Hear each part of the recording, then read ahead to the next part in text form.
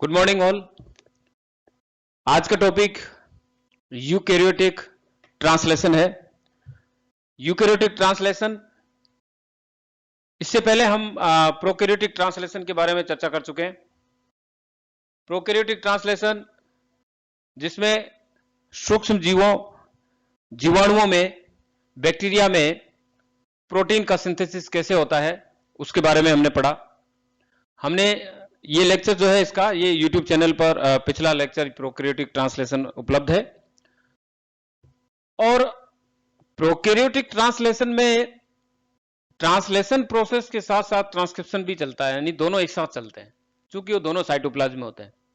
ठीक है, वहां केंद्रक आवरण नहीं होता, इसलिए ये अलग अलग कंपार्टमेंट नहीं होते हैं कि एक न्यूक्लियोप्लाज्म हो कि साइटोप्लाज्म, दोनों एक में ही प्रोसेस होता है, तो कंटिन्यू दोनों साथ साथ चलती है।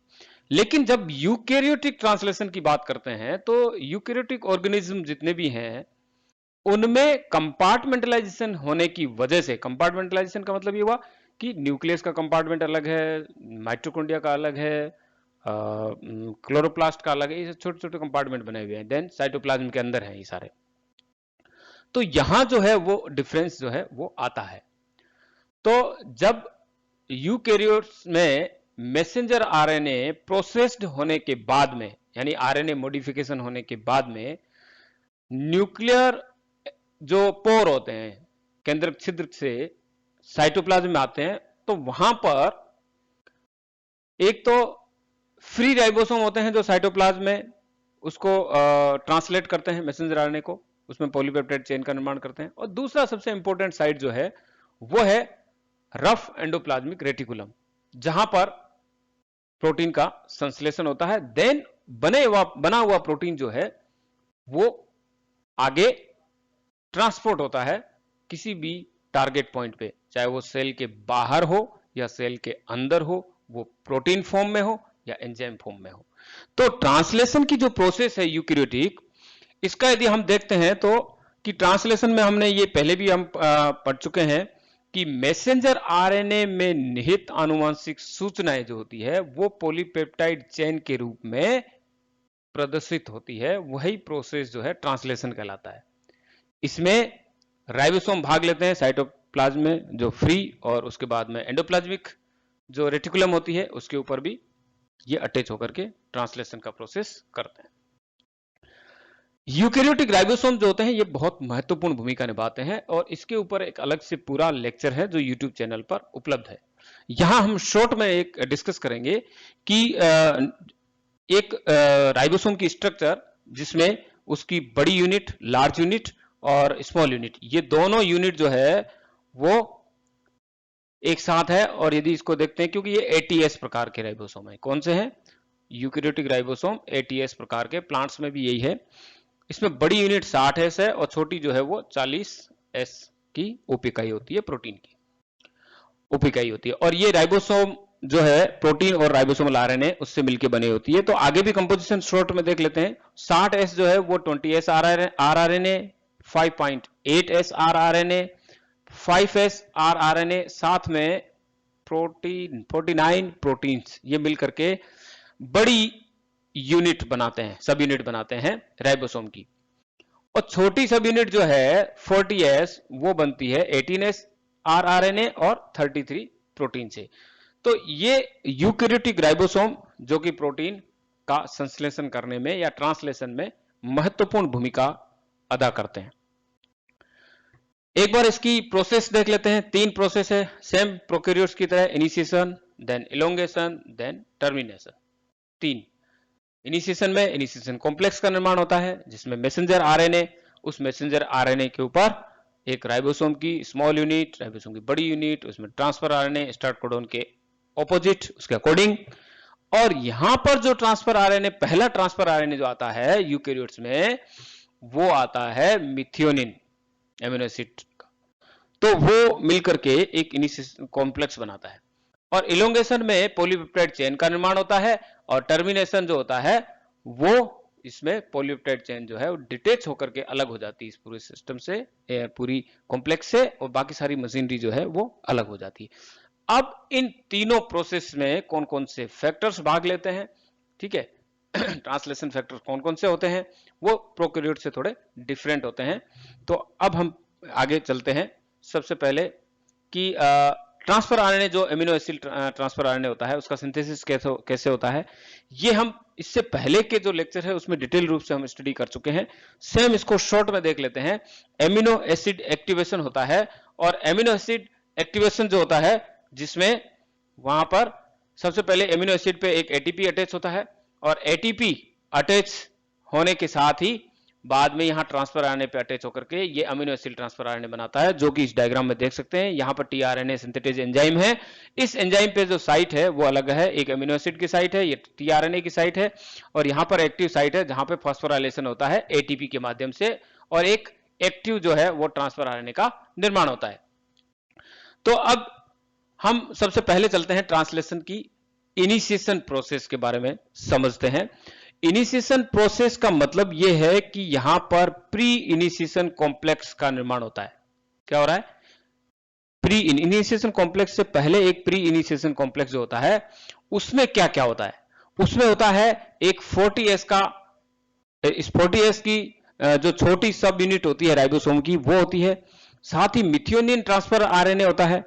यहां पे यदि हम देखेंगे, ठीक है,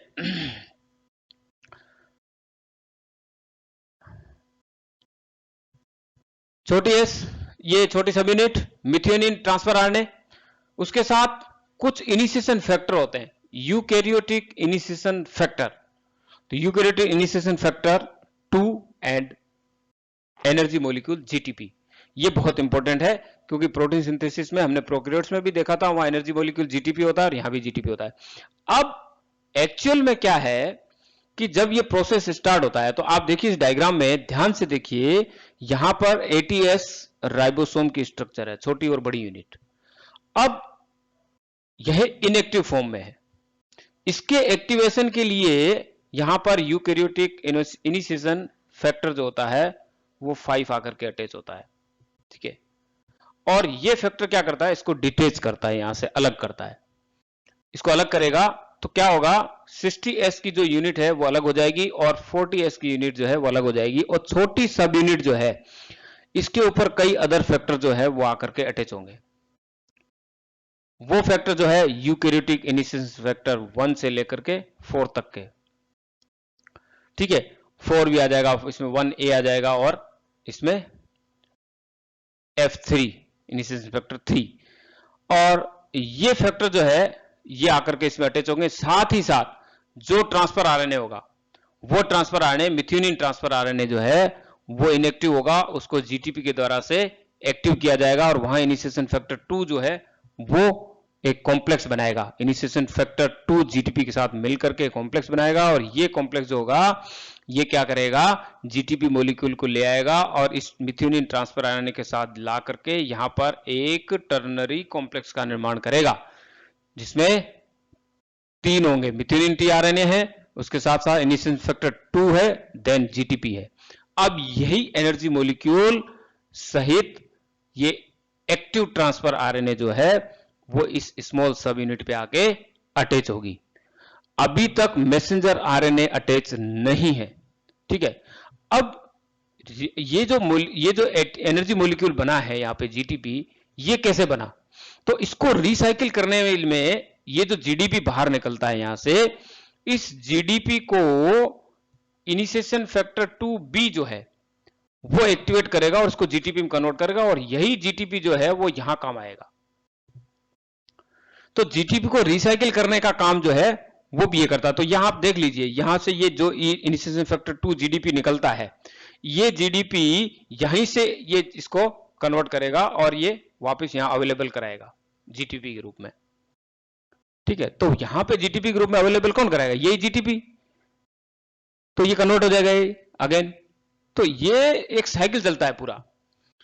इस साइकिल को अच्छे से यदि हम समझ लें, मैं इसको इरेजर से एक बार मिटा देते हैं, आपको एक बार पुनः इस साइकिल को बता देता हूं, क्योंकि ये साइकिल बड़ा इंपॉर्टेंट है ना।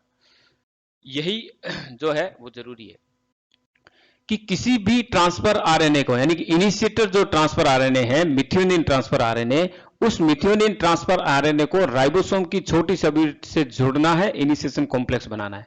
तो वो है इनएक्टिव फॉर्म में है। यहां पर देखिए आज सबसे पहले इसको जोड़ने के लिए आपको एनर्जी मॉलिक्यूल चाहिए जीटीपी।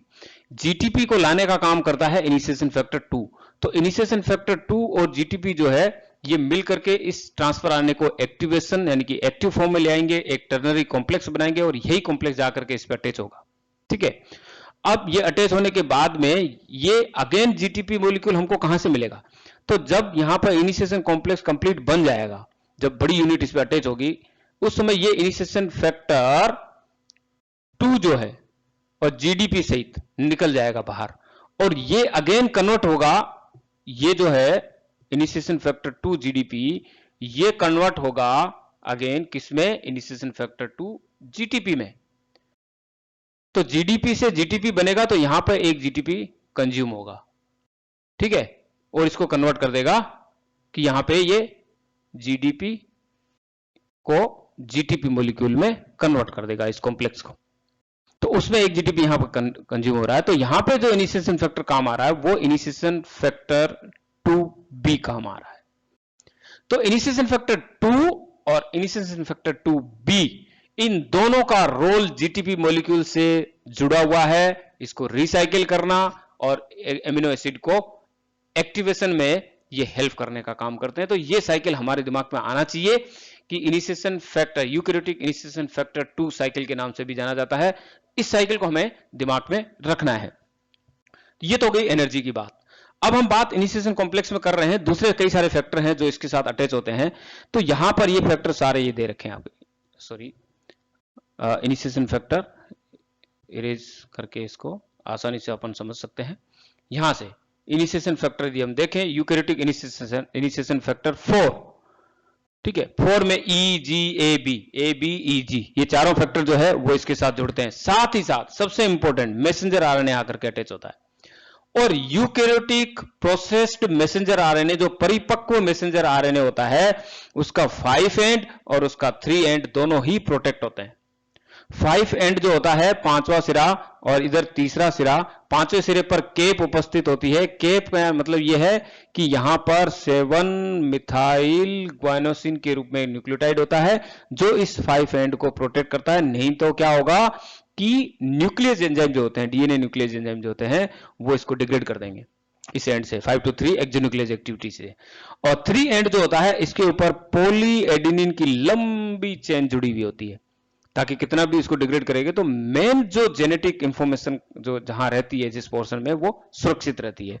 तो मैसेंजर आरएनए आ गया, सारे फैक्टर आ गए, ये कॉम्प्लेक्स आ गया और ये मिल करके आप देखिए स्टार्ट कोडॉन AUG है और ये कॉम्प्लेक्स यहां पर आकर के इससे अप डाउन स्ट्रीम रीजन पे अटैच हो जाता है। अगेन एक एटीपी मॉलिक्यूल खर्च होता है। देन यहां पर क्या होगा कि इसको रिकॉग्नाइज करेंगे, किसको? इसके इनिशिएशन कोडॉन को।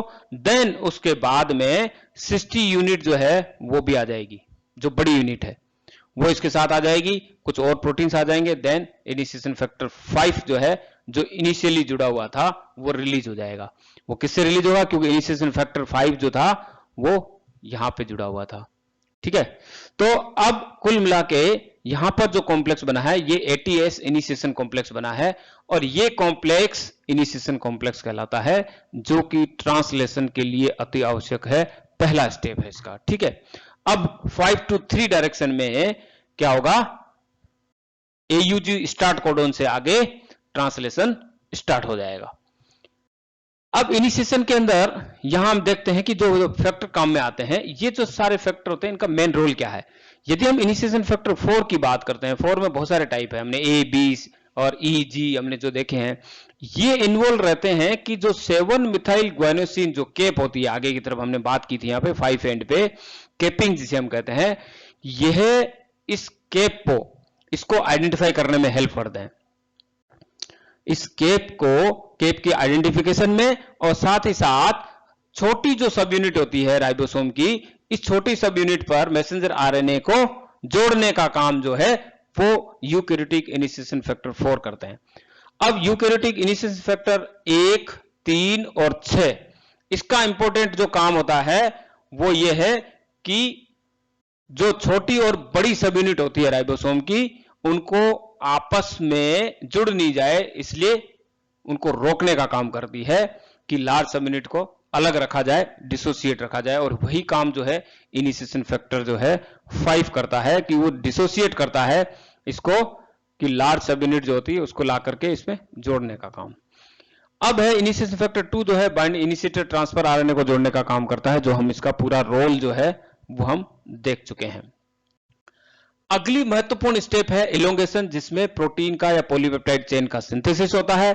सिंपल सा है, स्टार्ट कोडोन एयूजी होता है, एयूजीन मिथियोनिन होता है, या फॉर्मिल मिथियोनिन नहीं है, मिथियोनिन है, फॉर्मिल मिथियोनिन बैक्टीरिया में होता है। और पहला जो कोडोन एयूजी होता है जहां पर ये टीआरएनए आके जुड़ता है, ये राइबोसोम की पी साइड पे आके जुड़ता है, ठीक है। और अगले कोडोन जो होंगे वो इसकी एक साइड पे आएंगे। इलोंगेशन साइकिल में वही 3 स्टेप होगी जो प्रोकैरियोट्स में थी, अमीनो एसिड टीआरएनए बाइंडिंग, उसके बाद पेप्टाइड बॉन्ड फॉर्मेशन, और तीसरा ट्रांसलोकेशन। ये तीनों स्टेप जिसमें साइकिल लगातार चलते रहते हैं और इलोंगेशन चक्र जो है वो आगे बढ़ता रहता है। अब इसमें ये प्रोसेस में थोड़े से इंपॉर्टेंट जो फैक्टर्स हैं हम उसकी बात कर रहे हैं। यूकैरियोटिक इलोंगेशन फैक्टर 1 एंड 2, ठीक है। तो यहां पर जो फैक्टर होते हैं हम यहां बात कर लेते हैं कि ये यूकैरियोटिक इनिशिएशन जो इलोंगेशन फैक्टर जो होते हैं 1, ये 1 देख लेते हैं, 1B, ये दोनों आपस में मिल जाते हैं 1 और 1B। इसको एक्टिवेशन होता है वो किससे, जीटीपी के द्वारा। देन जीटीपी क्या करेगा, यहां पर टीआरएनए को जोड़ करके इसको आगे ले आएगा। तो इनिशिएशन कॉम्प्लेक्स को ट्रांसफर आरएनए को लाने का काम कौन करता था, यूकैरियोटिक इनिशिएशन फैक्टर 2 करता था। और जब इलोंगेशन प्रोसेस होगी तो उस समय ये काम कौन करेगा, टीआरएनए को लाने का काम उस समय करेगा eukaryotic elongation factor 1 and B, 1 and 1B, ये दोनों काम करेंगे। तो ये साइकिल जो है यहां पर चलेगा। ये अंतर पूछा जाता है कि इनिशिएशन में इनिशिएटर ट्रांसफर आरएनए को लाने का काम यूकैरियोटिक इनिशिएशन फैक्टर 2 करता है जीटीपी के साथ मिलकर, और यहां पे कौन कर रहा है, 1 कर रहा है, वो भी जीटीपी के साथ मिलकर के। अब फर्स्ट स्टेप ये होता है कि 1 ट्रांसफर आरएनए को लाने का काम करता है, और अब वो किस साइड पे लाएगा, ए साइड पे लाएगा, पी साइड पे नहीं लाएगा। पी साइड पे पहला जो है वो टीआरएनए मिथियोनिन वाला आता है। तो यहां पर ये आप देखिए पूरा complex 40S 60S ribosome unit है, 40S है, यहां पर ए, पी और ई साइट है। पहला जो एयूजी था वो कौन सा था, पी साइड पे आया, और अगले कोडोन इस पे आ रहे हैं, ए साइड पे आएंगे, नए जितने भी आएंगे ए साइड पे आएंगे। तो और फिर पेप्टाइड जो बॉन्ड का फॉर्मेशन होगा वो किस साइड पे होगा, ए साइड पे होगा, क्योंकि ये जो है वो मूव करके इधर जाएगी पी से एक तरफ। तो पॉलीपेप्टाइड चेन जो एक की तरफ आएगी तो यहां बॉन्ड का फॉर्मेशन होगा। और तीसरी स्टेप जो होती है जिसमें ट्रांसलोकेशन होगा, यानी कि ये पूरी यूनिट जो है वो अगले कोडोन की ओर मूव कर जाएगी, आगे की तरफ मूव कर जाएगी। तो अब यहां आगे जो बढ़ेगी उसमें यूकैरियोटिक इलोंगेशन फैक्टर 2 जो है वो महत्वपूर्ण भूमिका निभाता है। क्वेश्चन पूछे जाते हैं ट्रांसलोकेशन इलोंगेशन की ट्रांसलोकेशन करने का काम जो होता है, या ट्रांसलोकेशन स्टेप जो होती है उसमें कौन सा फैक्टर का रोल होता है, उसमें होता है eukaryotic elongation factor 2 required for translocation. Translocation में ये महत्वपूर्ण भूमिका अदा करता है। और फिर अगेन साइकिल टू साइकिल वो है वो चलते रहते हैं। तो ये जो है इसमें इलोंगेशन है। और टर्मिनेशन जो है वो बड़ा सिंपल सा है कि ट्रांसलेशन टर्मिनेशन जो यूकैरियोट्स में होता है वो प्रोकैरियोट्स की तरह ही सिमिलर होता है। मैकेनिकली देखा जाए तो वो बिल्कुल उसकी तरह सिमिलर होता है। डिफरेंस एक ही होता है कि वहां 3 रिलीजिंग फैक्टर होते थे 1 2 3, यहां पर एक ही रिलीजिंग फैक्टर होता है कि जो ही यहां पे स्टॉप कोडन आता है, जैसे यूएजी आ गया, स्टॉप कोडन आता है तो उसके अकॉर्डिंग वहां पर आकर के रिलीजिंग फैक्टर अटैच हो गया। अब कोई ट्रांसफर आरएनए अमीनो एसिड लेकर के नहीं आया है, तो आपकी पॉलीपेप्टाइड चेन जो है वो यहीं खत्म हो जाएगी और ये अलग हो जाएगी पॉलीपेप्टाइड चेन। ये हो गया टर्मिनेशन कंप्लीट, और उसके बाद में मशीनरी जितनी भी है सारी अलग हो जाएगी। तो टर्मिनेशन बड़ा सिंपल सा है। और यहां पर एक डिफरेंस जो है ये बुक में दिया गया है, जिसको मैंने वहां से लिया है ब्रूकर की बुक से। ये डिफरेंस तो बहुत इंपॉर्टेंट है कि यूकैरियोटिक और प्रोकैरियोटिक और यूकैरियोटिक जो ट्रांसलेशन होता है उसमें मुख्य मुख्य अंतर क्या है। यदि हम बैक्टीरियल और यूकैरियोटिक अंतर देखते हैं तो यहाँ सबसे राइबोसोम के कंपोजिशन को हम देख लेते हैं। यहाँ 70S के होते हैं या 80S के होते हैं, बड़ी यूनिट ये 50S 30S होती है, तो यहाँ पे 30S या 40S। तो ये अंतर बहुत ईजी है, हम पहले पढ़ चुके हैं। 50S सब यूनिट बड़ी होती है, यहाँ पे बड़ी 60S होती है, क्या कंपोजिशन होता है वो भी अंतर देख लेते हैं। इनिशिएटर ट्रांसफर आरएनए यदि हम देखते हैं तो यहां पर फॉर्मिल मिथियोनिन होता है और यहाँ पे मिथियोनिन होता है। देन नेक्स्ट जो है वो है फॉर्मेशन ऑफ इनिशिएशन कॉम्प्लेक्स होता है। इसमें जो है फैक्टर, इनिशिएशन फैक्टर 3 काम में लेते हैं, इनिशिएशन फैक्टर 1, 2 एंड 3, और यहां पर कुछ ज्यादा इनिशिएशन होते हैं, उससे ज्यादा होते हैं, ठीक है। Then initial binding of messenger RNA to ribosome, यानी कि राइबोसोम का जुड़ना, राइबोसोम का मैसेंजर आरएनए पे जो जुड़ते हैं, तो उस समय क्या चाहिए होता है कि साइन डेल्गेनो सीक्वेंस जो होती है वो इंपॉर्टेंट होती है, जो कि प्रोकैरियोटिक मैसेंजर आरएनए में उसके स्टार्ट कोडॉन के डाउन स्ट्रीम रीजन की तरफ होती है, आगे की तरफ, लेफ्ट की तरफ होती है। इसकी सीक्वेंस और छोटी यूनिट जो 30S होती है, उसके राइबोसोम की जो सीक्वेंस होती है वो दोनों एक दूसरे की पूरक होती है, इसलिए आसानी से उसको आइडेंटिफाई करके जुड़ जाता है। लेकिन यहां पर यदि हम यूकैरियोटिक एक मैसेंजर आरएनए की बात करते हैं, तो इसके आइडेंटिफिकेशन करने का काम कौन करता है? ये काम करता है 7 मिथाइल ग्वानोसिन की जो केप होती है, वो आइडेंटिफाई करती है 40S की सब यूनिट को, राइबोसोम की 40S सब यूनिट को करता है। स्टार्ट कोड का सिलेक्शन जो होता है वो यहां पर AUG, GUG, UUG, ये डिपेंड करता है साइन डेल्गेनो सीक्वेंस के आधार पर, और यहां पर कोजेक रूल काम करता है। कोजेक रूल, जैसा कि मैंने कल भी पिछले जो लेक्चर था उसमें चर्चा की थी कि कोजेक रूल में कि AUG कोडोन जो होता है उसके -3 पोजीशन जो होती है, उसके ऊपर यदि हम देखते हैं तो वहां पर प्यूरिन होना चाहिए, कोई प्यूरिन का न्यूक्लियोटाइड होना चाहिए, तो देन वहां पर वो AUG कोडोन का काम करेगा। एलिमिनेशन रेट देखी जाए तो 15 से 20 एमिनो एसिड पर सेकंड बैक्टीरिया के अंदर ट्रांसलेशन में जुड़ते हैं, लेकिन यूकैरियोट्स के अंदर 2 से 6 एमिनो एसिड पर सेकंड ही जुड़ पाते हैं।